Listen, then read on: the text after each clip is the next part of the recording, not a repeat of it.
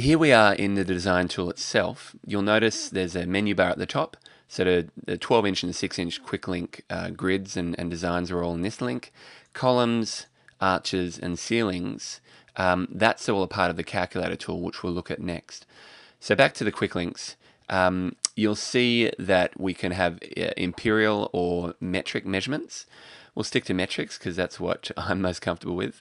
And the length and the width of the balloons. So in some parts of the design tool, that helps to calculate a finished width and height of your piece.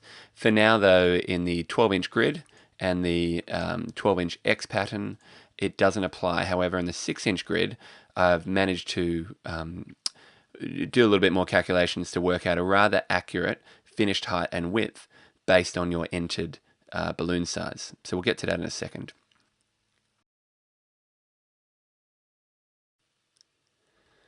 So we'll start with the 12-inch grid, which was mode 1.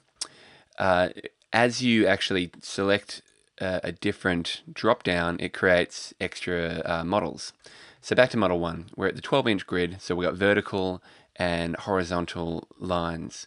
So the first thing we do is we need to add a color, because currently clicking on the balloons isn't going to do anything. Let's choose a color. Now the colors are set by the Qualitex range, for most of the Qualitex range. So I should also caution that you won't have available in your 12-inch or your 6-inch links all of these colors. So check your catalogs first before embarking on a color that you're going to have your heart set on. I chose all the colors because the 5-inch junctions might apply. You might be able to have a pearl lemon chiffon 5-inch, but however not a 12-inch link. So let's start with standard red, just as an example, and perhaps we can draw the letter T.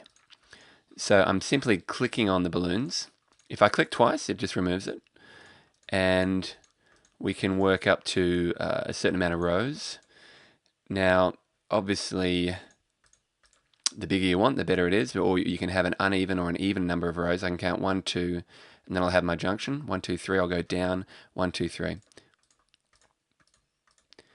So it's great just to be able to see, how large you want your pieces to be. I could maybe trim that for the letter T, just to get a proportion or a font that I'm happier with.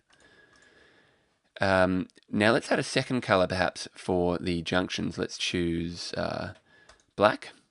So it's a little bit trickier to select those smaller circles for the 5-inch pairs, the 5-inch junctions. And eventually, as we get more data, we'll be adding a final dimension calculation for this piece based on the balloon size. And it'll also offer a like a shopping list based on quantity. So we'll just fix that red. Okay, so we're happy with this T.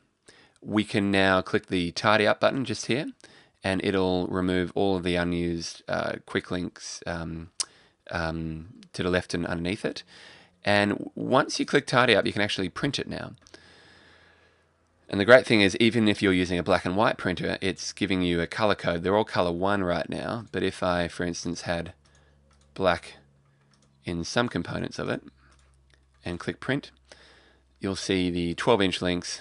Black was a bad example. That's a number 2 there. Let's give you another color.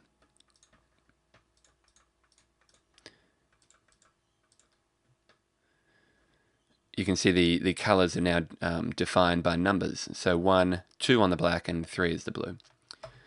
All right, so let's go back to where we want it. Or red. We can remove unused colors, which is the blue. Now the other buttons over here, we can add extra columns and add extra rows, and also center the design, which is quite neat. So just say we want to, that we can tidy it up again, go back to here, columns, rows, and we can maybe start building our next letter. Okay, so that's the 12-inch grid design. Let's add now a 12-inch X pattern.